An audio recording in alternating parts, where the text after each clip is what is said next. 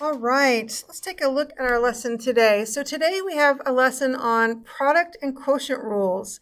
Now, just to go over a little bit the rules that we've talked about before.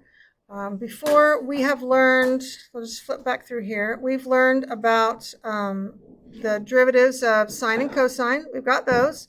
We've learned these derivatives of e to the x and a to the x and ln x and log base a of x. We've learned all those derivatives. Those are formulas. We also learned how to do power rule. Okay, so we learned power rule right here and all of these rules. So these are the rules we've learned so far. Today what we're going to do is we're going to learn two other rules that we will use them quite frequently. So let me talk about them. They're called the product and quotient rules. Now I will tell you, I'm just going to be perfectly honest with you. So, I've been teaching calculus for a really long time. And this, I have a stamp. I have a stamp that says product rule. Why do you think I might have a stamp that says product rule? Because I wrote it so many times that my hand got tired of writing it. And so I got a stamp that says product rule. That should tell you something. Students don't necessarily notice that they need the product rule. But if you are multiplying two functions together, you have to use a product rule. There is no option. So we're going to write this down in really big letters. This is a big deal. I don't want anybody to forget it and me to have to use my stamp. This is product rule. Now, I don't have a stamp that says quotient rule because students usually, recognize it's a fraction. We've got to use quotient rule. But if for some reason, product rule kind of, I don't know. So if multiplying two functions, you must use this rule. Okay, really big deal. If you're multiplying two functions together, you have to use this rule. No choices. So let's talk about the rule. So when I learned these, my high school didn't offer calculus, so I learned this in college. My college professor had a saying, because he was really all about patterns. He had a saying that he used, and this is how I remember it today. You certainly do not have to remember this, but I'm just going to explain to you how I remember it. What he said was FG plus FG, first things first, second things second. Okay, so FG plus FG, first things first, means that first thing is the derivative, and second thing second means that second thing is the derivative. That's how he taught that, and that's how it sticks in my brain. There are other ways to learn this. I've heard lots of different kinds of ways, but that's how I was taught. So FG plus FG, first things first, second things second. Quotient rule is what we use when we're trying to take the derivative of a fraction. And what this the way he taught this was FG minus FG, first things first, second things second, over G squared. And those are the two rules that we're going to be practicing today. Okay, the reason why it's the FG plus FG, FG minus FG is because that's the pattern. It's a pattern that he was trying to capitalize on. And the first thing first, second thing second is just in the pattern. That's the one that has the derivative. Okay, so that's when I'm doing, like, let's say I have a page of derivatives to calculate. I write those on my paper so I can look at them as I am going through it. So really important. So as we get into more complicated derivatives, which we are, I want you to ask yourself the question, what template am I going to use? So let's put this over here. This is a question that you always need to ask yourself. What template, and what I'm talking about by template is what formula, what template or formula will I use?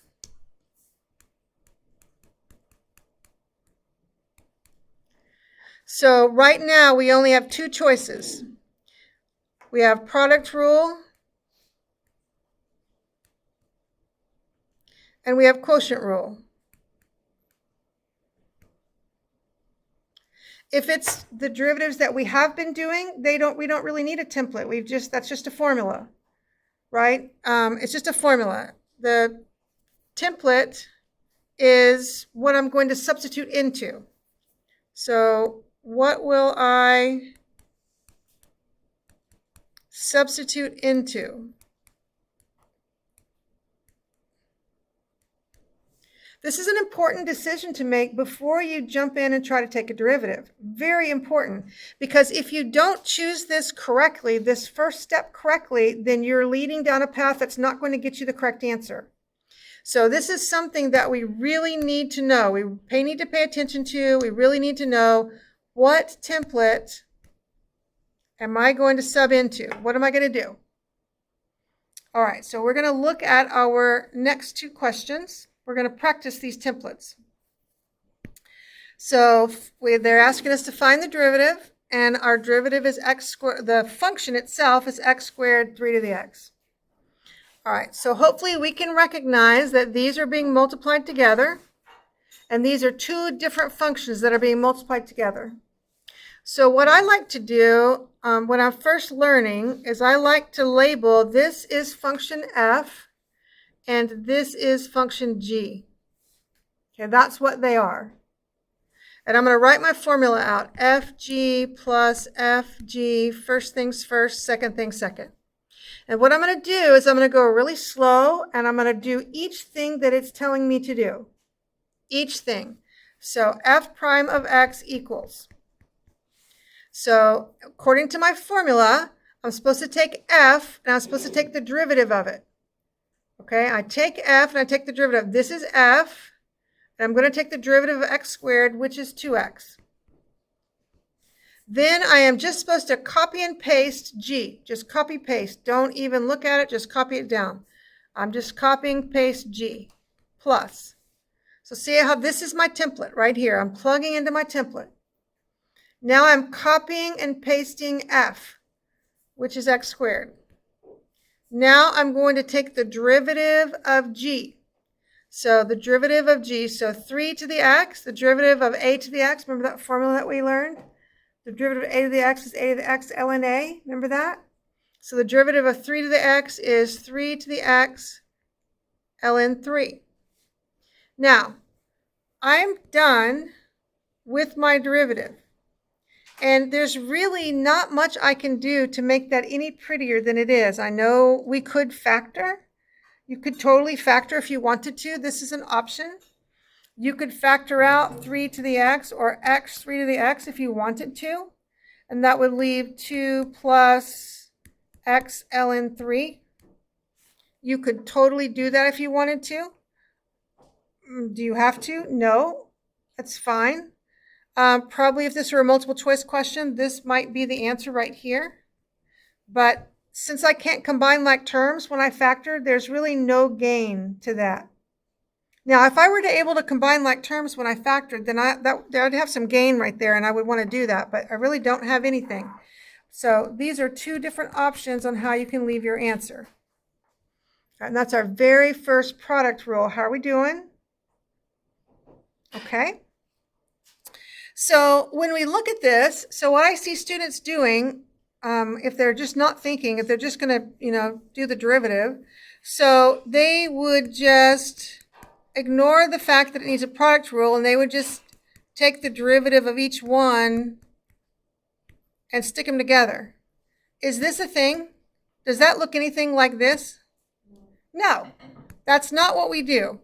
Okay, it's tempting. It's tempting for some of us to just jump in and start taking derivatives, but that's not what we would do. We will always use a rule. Always, always a rule. So let's look at this one. What template am I going to use? It's a fraction. Quotient rule. I'm going to use quotient rule, and I'm going to write my formula up here. So I've got fg minus fg, first things first, second things second, over g squared. Okay, and I'm going to label which is which. So this top thing is f, and this whole bottom thing is g. That's the way the formula is set up, where the numerator is f and the denominator is g. All right, so here we go. I'm going to do f prime of x equals. So what this rule tells me is to take the derivative of the top of f, take the derivative. Derivative of x squared is 2x. Then it's telling me to copy and paste the bottom. Please, please, please use your parentheses. You should have parentheses all over the place in this work. Minus. Now it's telling me to copy and paste the top, which is x squared. Then it's telling me to take the derivative of the bottom, the denominator. The derivative of x is 1. The derivative of 1 is 0. All over the denominator squared. Okay, now that's all the calculus that's involved right there. Now, unfortunately, that is not acceptable to leave it like that. Okay, we need to simplify it. We need to work on it a little bit. Now, there's no reason, okay, so let me just say what bad algebra would be. And I can't tell you how many times I've seen this. I have seen, and I know y'all are probably going to be shocked, like nobody would ever do that. I've seen someone cross one of these out and that one. Why can't I do that? That's bad. Bad, bad, bad. Because it's got a subtraction in there. You're going to have to distribute, combine like terms. You cannot do that. You cannot do that. Okay? And I know some of us are tempted to do that. Don't do that. That's called bad algebra. So no, that's not a thing, not allowed. Okay, so we clear on that? Okay, not allowed. So instead, I'm going to have to work on the numerator, distributing combining like terms. So here we go. So, and if you don't put the parentheses, I've seen this happen before too. If you don't put these parentheses here, you may not recognize that you need to distribute the 2x to the 1 also. Parentheses are important. So 2x times x is 2x squared. 2x times 1 is 2x minus x squared. X squared times 1 is x squared over x plus 1 squared. Okay, now I can combine like terms. So I've got 2x squared minus 1x squared. That gives me what? Just 1x squared plus 2x. Okay, I want to talk about this x plus 1 squared. There is not a reason to multiply that out really pretty much ever. Is it possible? Now, in the numerator, if I could factor out something, let's just say I could factor out an x. Am I going to be able to cancel anything here? No, if that was x plus 1, could I cancel one of them? Yes, I could. Why is this different than this? Because that adds subtraction, that's multiplication, that makes all the difference in the world. Okay, but I can't. So there's no reason for me to factor. There's no reason for you to multiply all that out. Please don't. Please don't, because if you multiply it out incorrectly, you're going to lose a point. So please just leave it just like that. And that's our first two examples of product and quotient rule. How we doing? Okay. So now we're going to do some, we're going to still do product and quotient rules, but it's going to be more in the abstract. These are pretty straightforward with functions. Now what we're going to do is we're going to work with this one where we're basically need to take values off of a graph. And we've done this before in other instances, right? When we were doing limits, we've done this before. So we know that's a thing that we're going to be required to do is to take values off of a graph. All right, so before I work through this, I need to find, it's asking me to find h prime of 4.5. Now this particular problem is calculator active. I'm going to just write it up here. Calculator active. We will need a calculator. I will pull it out in just a second. Okay, this one requires a calculator. So here we go. Let's do, now I want you to look at this function right here. What rule am I going to use? What rule am I going to use to take the derivative of that? Product rule, because it's a product. I'm going to use the product rule. And the product rule is FG plus FG, first things first, second things second. This is F and this is G. I know that troubles students that this is f and I'm calling it g, but the reason is I am using this formula in the way that it was intended. The first function is called f, the second function is called g, period, to use this formula. All right, so let's go for it. So I've got h prime of x equals. Okay, so I take the derivative of the first thing. The derivative of negative 2x to the fifth is negative 10x to the fourth, right? Just a power rule, times, copy and paste the second thing, f of x, plus. Okay, I just did the first piece of my product rule. Copy down f, put it in parentheses, just so we're clear, times, take the derivative of the second function, and that would just be f prime of x. Now that is my derivative. Okay, so how are we doing? So I just used the product rule. I know this is an abstract. We're talking about a function f. We don't even know what that is, but it's okay. So they want me to find h prime of 4.5. So what am I going to do? I'm going to go in and I'm going to plug in a 4.5 everywhere that I see an x. I'm going to put a 4.5 there. So negative 10 times 4.5 to the fourth, f of 4.5 plus negative 2 times 4.5 to the fifth times f prime of 4.5. Okay, I'm just putting a 4.5 every single place that I see an x. Is everybody okay? Okay, so I actually did already put this in the calculator. We can pull up the calculator, it'll be fine. So I'm going to put in, what do I need for the calculator for? I need the calculator for like this thing right here and this thing right here. I don't know about you, but I don't want to do 4.5 to the fourth power. That seems terrible.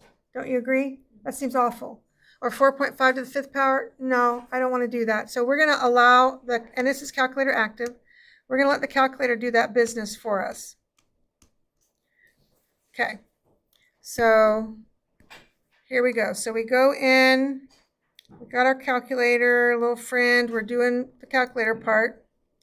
And I'm going to type in negative 10 times, and I'm going to put this in parentheses because I just don't trust this calculator.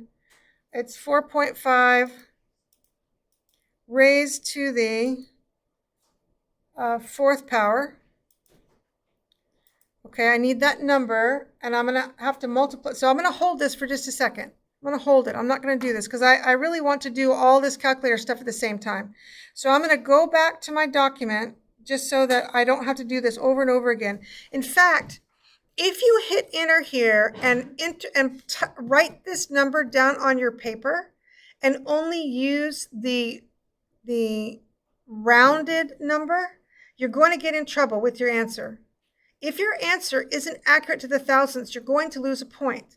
So what I recommend is doing it all at once in the calculator. Don't go in pieces and try to put something in here and something in there. So we're going to hold that for a second. I'm going to go back to our document. And what we're going to do is we're going to, so I'm going to put what this number is. I'm going to find these two numbers. Okay, I'm going to find these two numbers, and I'm going to put that in my calculator as I'm putting all this in my calculator, okay? So let's go to our graph and find f of 4.5 and f prime of 4.5. Those are the two numbers we're looking for. So 4.5 is right. Oh, don't y'all love that? Come back. Well, I guess my computer wants to do differentiability rules. Well, we've already done that, computer. Stay where I had you, please. Okay. So we've got 4.5, which is right here. Okay, so f of 4.5. So f of 4.5 is negative 1.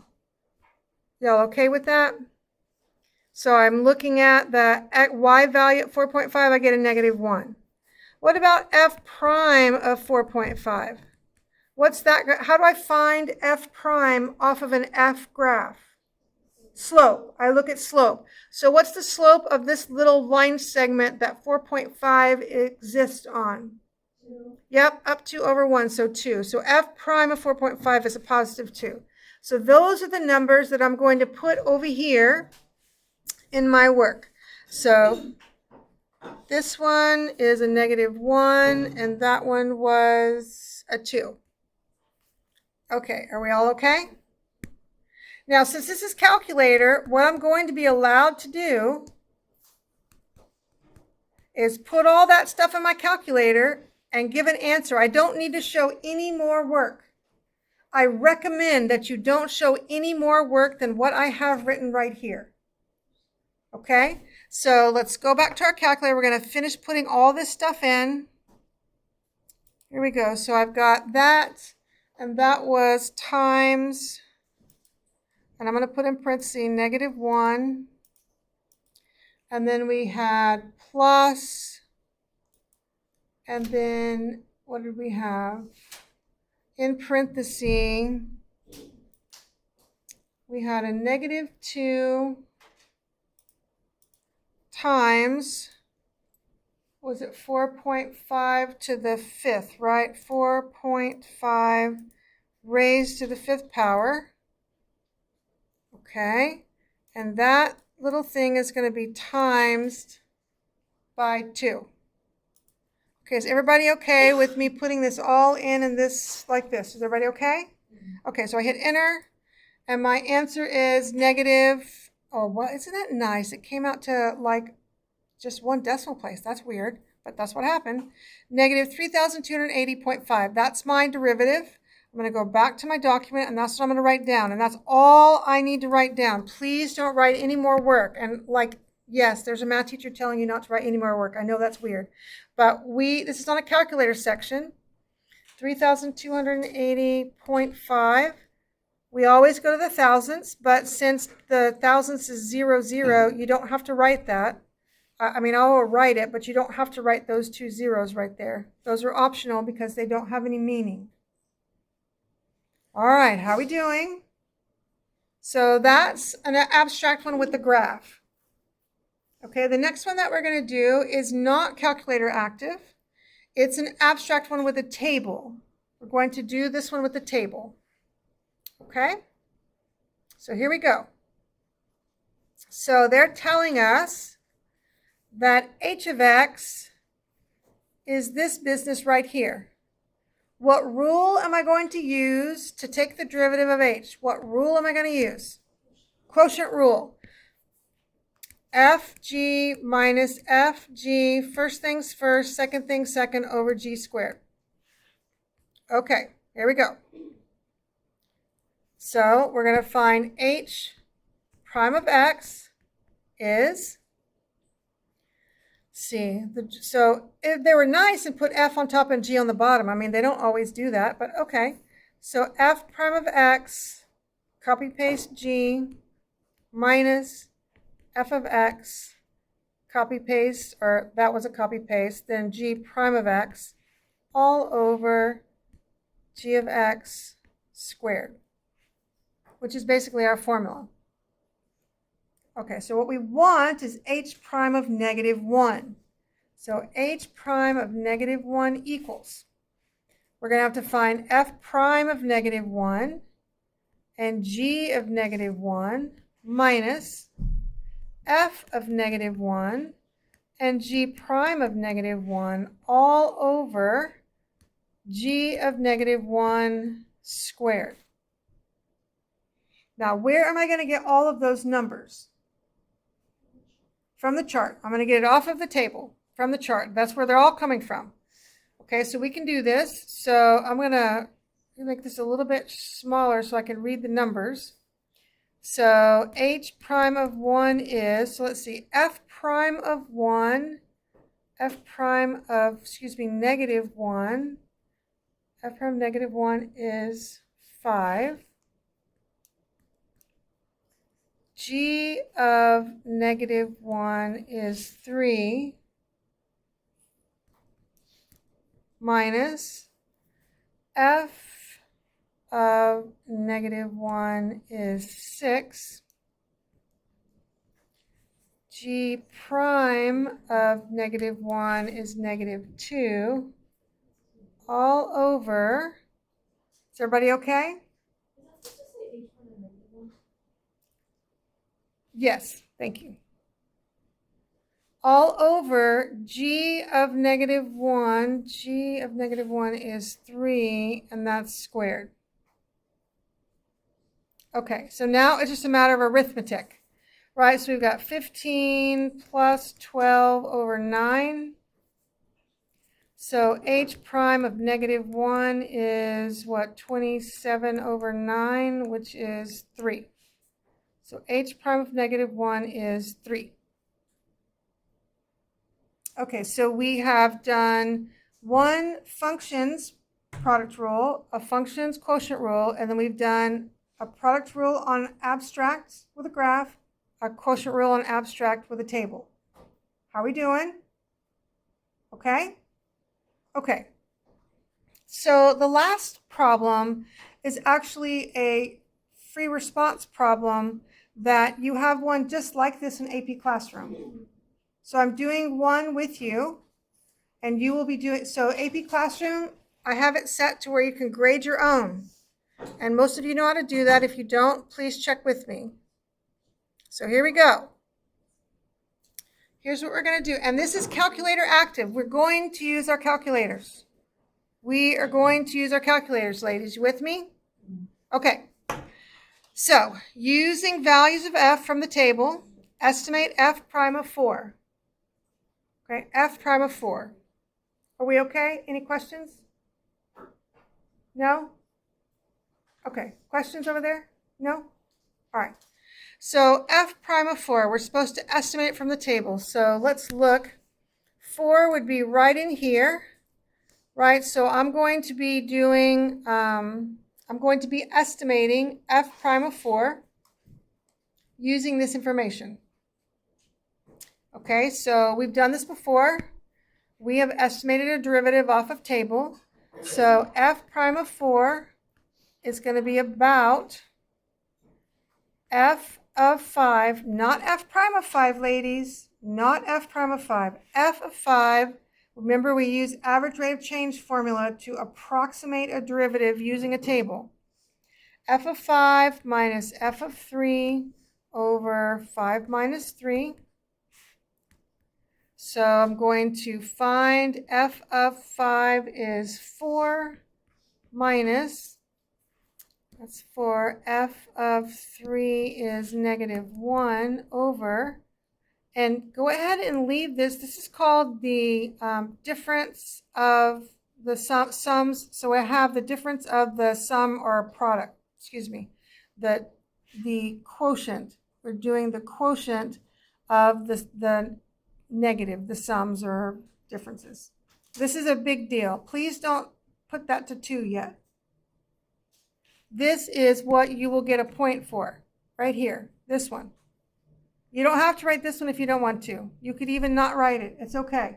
You have to write that one. Okay, so that's going to equal, so let's see, 4 plus 1 is 5, and 5 minus 3 is 2. So this is my answer, 5/2. This I didn't need a calculator for. Okay, we doing okay? All right, part B. Gosh, they love doing that to us, don't they? M is this weird thing. M is f plus h. Find m prime of 3. Okay, we can do that. So let's find m prime of x first. M prime of x is f prime of x plus h prime of x. Why didn't I use the product or quotient rule on that? Exactly, because they're not being multiplied together, are they? Aren't they just being added? So that's just regular stuff. That's not, you don't need a template for that. It's just regular. Okay, so if we want to know m prime of 3, we would have to find f prime of 3 plus h prime of 3. That's what we got to do.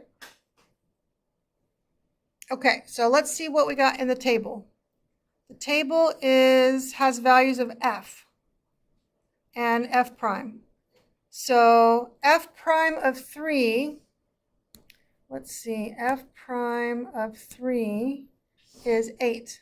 I'm showing you the work that you need to show on a calculator section. You should write what I'm writing down. So over to the side, we're going to say f prime of 3 is 8. And for clarification, we got it from the table. Do you have to write from the table? No, you do not. But that's where we got it from the table. H prime of 3. So H is this thing right here. Okay, I am using a calculator to find that. Do not try to do, if you have a calculator, do not try to do that by hand, please. Okay, do not. So what I'm going to do is we're actually going to be using H for a lot of things. So I'm going to take H and I'm going to put it in my grapher to store it. Okay, I would suggest you do the same thing. Please be sure that your calculator is in radian mode. Radian. If your calculator is in degree mode, it's going to give you wrong answers. We always, in calculus, we need to be in radians. So I want a calculator page. I'm going to do Control plus, I'm going to get my graphing page. And I'm going to store, let's see, what is this? X squared. So X squared, and I'm going to put a times there again because I don't trust, times e to the, oops, I went backwards. So e is this guy right here, e to the, and please don't use this e down here. It's not going to do right. You have to use this e right here. And it's e to the cosine, so I'm going to get trig out, cosine of 3x. Okay. So I've got this in. I'm just going to keep it there. Are we all okay with that? That's in F. That's F1. We're just storing it there because we're going to need it. Because what we need right now is, what do we need? We need H prime of 3 is what we need. So here we go.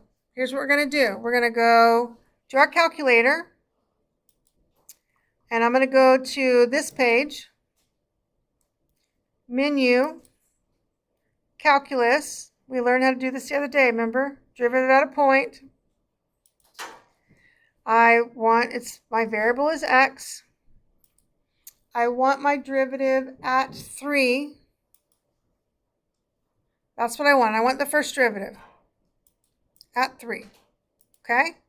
So I want it of the function I stored. So var f1, that one, of x.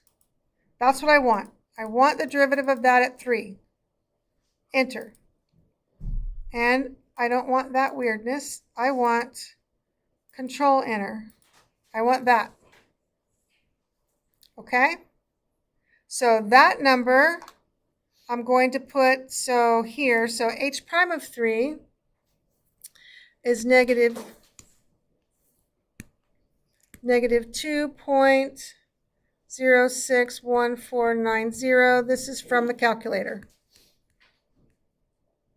Again, you don't have to write from calc. So there we go. So when we're going to find m prime of 3,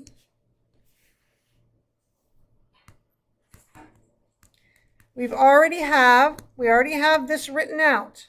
We already have that written out. I don't need to write that again. And I don't need to write these numbers again. I've already written them over here. I can just write the answer down. So I put that in my calculator. And I pull this number down because it needs to be that whole number. You need to use the whole number every time. The whole number every time. I need that plus 8, and that is my answer. 5.938, or if we rounded, 5.939. If you didn't use this whole number, you would not get this answer. And you would lose a point. I'm just saying, that's how important it is, okay? So let's write that down. So we get m prime of 3 is 5.939. Okay, how are we doing? Okay, let's go to part C. Well, they keep playing with this, don't they? All right, so they want n prime of 5. So n prime of x is, what rule am I going to use to take this derivative? Product rule. I'm going to use the product rule. fg plus fg, first things first, second things second. Okay, so we're going to do f prime of x times h of x plus, we're going to do f of x times h prime of x. That's what we're doing. Now plug the 5 in. This is a product rule, not the quotient rule. So we don't have to put it over anything. It's not a quotient, it's just a product. So n prime of 5 is f prime of 5 times h of 5 plus f of 5 times h prime of 5. Okay, so what do you think we're going to do? We're going to go find those numbers, aren't we? We're going to find the numbers from f in the table, and we're going to find the numbers from h where? In the calculator, right? In the calculator.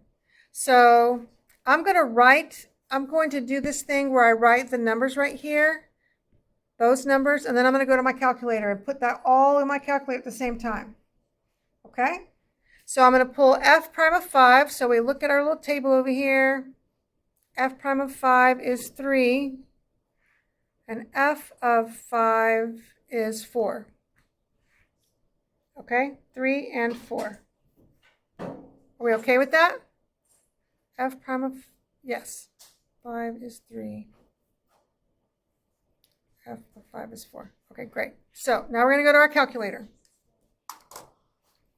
Here we go.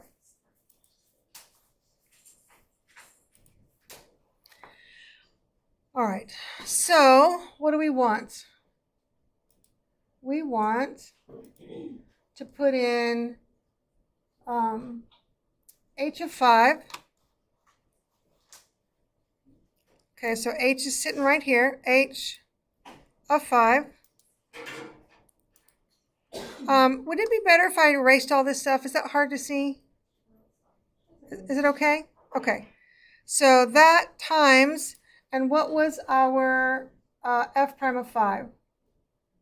What was that? That was it 3? Thank you. Plus, then we want f of 5. Was that 2?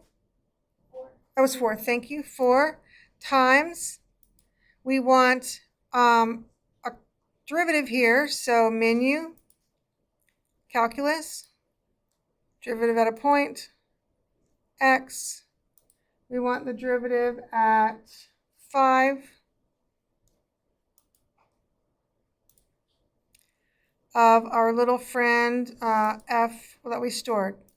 I hope you see how much we are making our lives easier by putting that in there so we don't have to type it over and over and over again.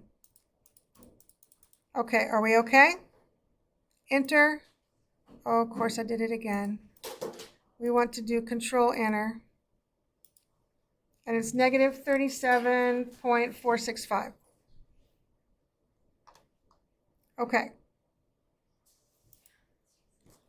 So n prime of 5 is negative 37.465.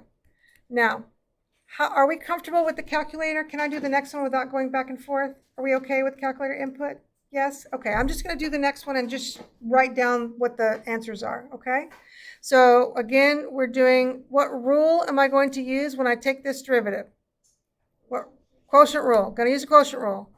Quotient rule is fg minus fg, first things first, second things second, over g squared. Okay. So we've got p prime of x equals h prime of x times f of x minus h of x times f prime of x all over f of x squared.